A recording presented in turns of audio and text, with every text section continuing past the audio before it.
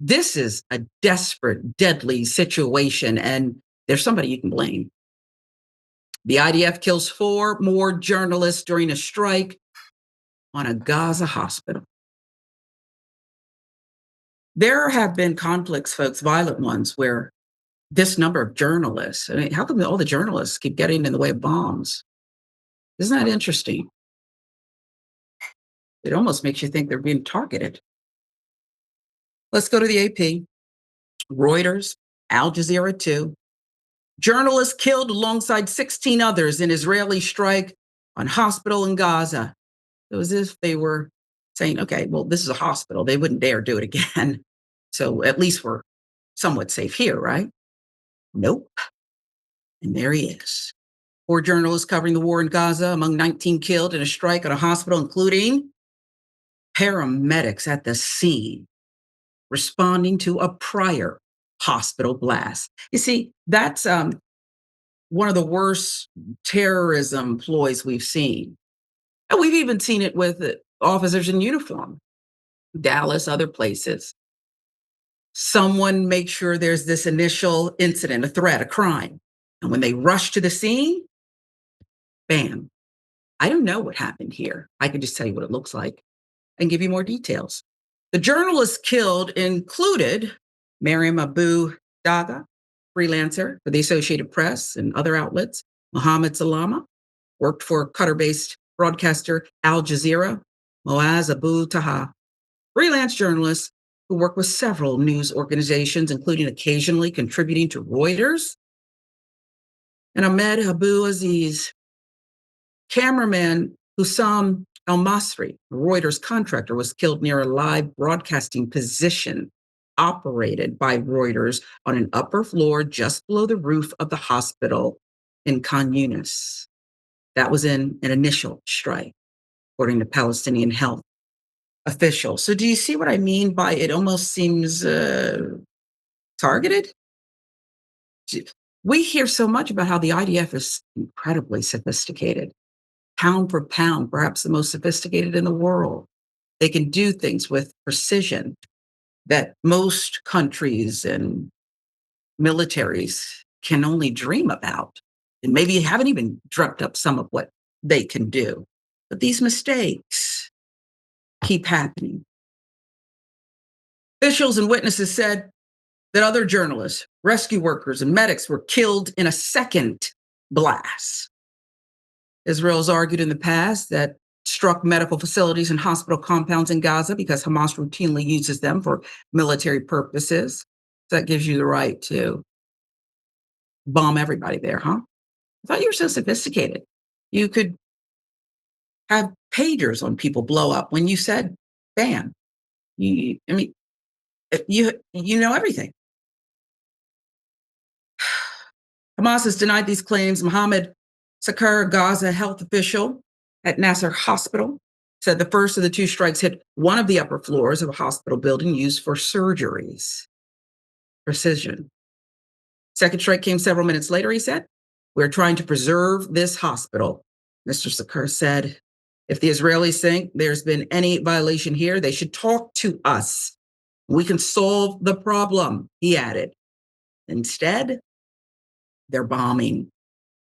IDF, though, has their version. They released a statement acknowledging the strike. Ooh, transparency. Israel's military, the Israel Defense Forces, acknowledging striking the area of Nasser Hospital, said the chief of the general staff had ordered an inquiry. The IDF, quote, regrets any harm to uninvolved individuals and does not target journalists as such. The IDF acts to mitigate harm to uninvolved individuals as much as possible while maintaining the safety of IDF troops, it said. In a moment, I'll let Senator Turner react to that one. I really have you no shame. This marks nearly the 200th journalist killed since the war began. I'm telling you. Do you know where that ranks? Journalists being mistakenly killed in conflict? This just doesn't happen like this, unless perhaps you mean it. 200 at least? Almost? I mean, this is astronomical. Palestinian Journalist Syndicate condemned Israel for the strike, saying it represented an open war against free media with the aim of terrorizing journalists and preventing them from fulfilling their professional duty of exposing its crimes to the world. Syndicate said more than 240 Palestinian journalists have been killed by Israeli fire in Gaza since the war started October 7, 2023. The Committee to Protect Journalists, which put the number of journalists and media workers killed since the war began at 197, including 189 Palestinians in Gaza, called for the international community to hold Israel accountable for its continued unlawful attacks on the press. You can call it unlawful attacks or murder. Some people say this is just cold-blooded murder. This is a human rights violation with the world watching and not a bit of shame or indication that you're going to stop. Senator, I think one of the things that people need to understand is Israel doesn't really even let other journalists outside. You know, we talk about how many of these are freelancing from the world. They're our only way to see what's going on there, to give us the pictures that are now horrifying. Even soccer moms, okay, in suburbia. And they're being killed systematically. I guess you could contort yourself into some kind of pretzel or something to explain it away. But doesn't it seem obvious what's going on here? Yeah, one would think, Sharon, over 200 days or so into this, I mean, this is just a scorched earth mentality that Israel is taking on the occupied territory of Gaza. It is important for folks to know that Gaza was never free. Many folks call it an open air prison even before the horrible acts of October 7th. No group, no individual should attack unarmed civilians in the way that happened on October the 7th. Fast forwarding past October the 7th, Israel, having the weight and the might of the United States of America, has been engaged in an absolute war on Gaza. This is not a two-sided war. The Palestinians don't have the same firepower that the Israelis do. The Palestinians don't have a superpower backing them in the same way that Israel does. The United States of America, you want to talk about law and order. We've had two presidents, Sharon, both President Biden and now President Trump, violating international law and also violating the laws of the United States of America. The Leahy law prohibits what is going on right now. That's one of our laws. The Foreign Assistance Act 620I forbids a president, once it has been brought to the attention of a president, that people that we are giving weapons to, a government that we are giving weapons to, are preventing humanitarian aid from getting to civilians. We should not be giving said country those weapons.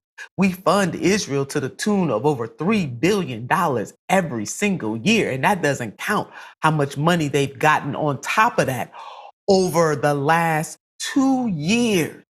And then American citizens have been killed and don't say a mumbling word. Neither did President Biden, and neither has President Donald J. Trump. So, Sharon, this is out of order.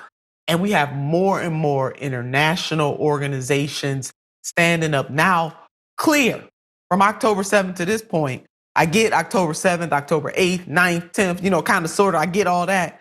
But now this far out, and we have people who don't have the courage to call this what it is, which is pure extermination, if you don't want to use the word genocide.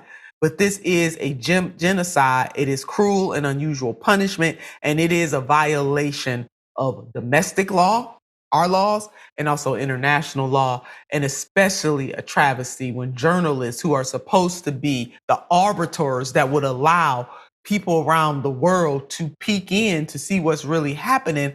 What is the government of Israel afraid of?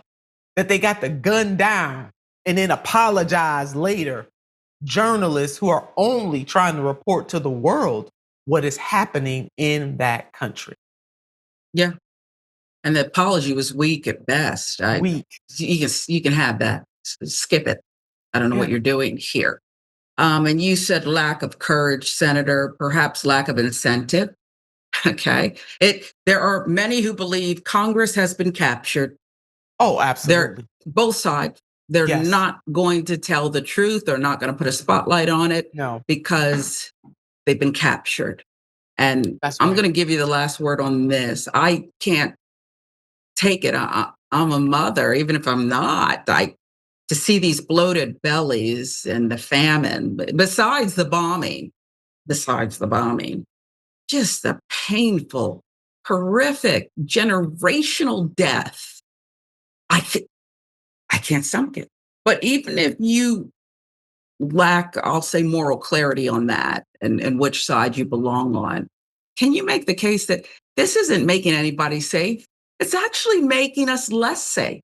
You've now radicalized, and I don't know why you wouldn't, an entire group of people for generations to come because this was done with the world watching and nobody did a thing. That's it, Sharon. You hit the nail on the head. Radicalized generations. And we can understand why there would be animus. A child or a teenager or family member seeing what is happening to their people. They're not going to love the United States of America. They're not going to love Israel. Now, that does not justify a type of retaliation that No, would no. take out innocence. Don't get me wrong. I'm not saying that. However, human nature dictates that you are breeding a type of resentment that will never die. This does nothing to make Israel safer, and it does nothing to bring justice and security to either people, Palestinians or Israelis. But by the grace of God, there go any of us. And if this was us, we would want somebody to say that this is wrong. Thank God for South Africa and some of these other countries who had the guts to call this out before it got this far. And the intentional starving, that is a cruel way to die. And so Gaza is the canary in the coal mine. Let us talk about the Sudan. One of the biggest human rights crises That part. of our lifetime, even bigger, not comparing pain, but they don't get the attention because our direct dollars are not going over into the Sudan for that crisis. But my God, the Sudan, the Congo, other places where the colonists or the imperialistic mind frame, the geopolitical mind frame that says that you can just go in and disrupt people's place and space is impacting the continent of Africa in a very deep and destructive way. Gaza is informative. And Sharon, I want our audience to understand that if this was happening in Tel Aviv, Israel would not be comporting itself this way. I can guarantee you that, and I am not the only one. And let me shout out Representative Jerry Nadler, who recently stood side by side with some other activists to say that what the government of Israel is doing is wrong. And even took it a step further, Sharon. He said, because Netanyahu thinks that he speaks for all Jewish people, Representative Nadler, I double dog dare our audience to go and look this up. He said, as a Jewish, I'm paraphrasing, but basically as a Jewish person, I want you to know he doesn't speak for me. And what is happening in the Gaza is wrong. And there have been countless other, from people like Madir Benjamin, Cole Pink, Jewish Voices for Peace, a whole litany of people of Jewish heritage have stood up to say that never again meant never again ever to anyone, and calling out the government of Israel. Representative Nadler even went further to say that this is one man's war, that all of this is happening because Netanyahu wants this to happen. It is wrong, and we need humanity to cry out, because what happens over there happens over here. The same spirit and energy. It does not care about starving people to death and bombs. Don't care about the people in this country who can't feed their families. That's why they can cut SNAP and cut Medicaid and not bat an eye.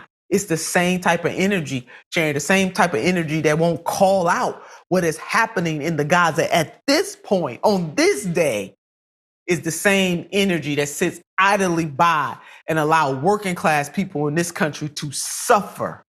It's the same energy, and they controlled by the same owner donors. And this is immoral, it is cruel, and karma is real, and for generations to come. not only the United States of America, but other Western nations that sat back and said, "Ne'er word," to quote my grandmother, there will be consequences that other generations who had nothing to, who couldn't even weigh in on this, are going to have to deal with because of the inhumanity of this moment. Wow. Among the reasons we love having you on, remind us, educate us. You can quote even international law. And that's why we love you. If you think you're going to escape the consequences, we're all going to face the consequences if this does not stop. If this does not stop.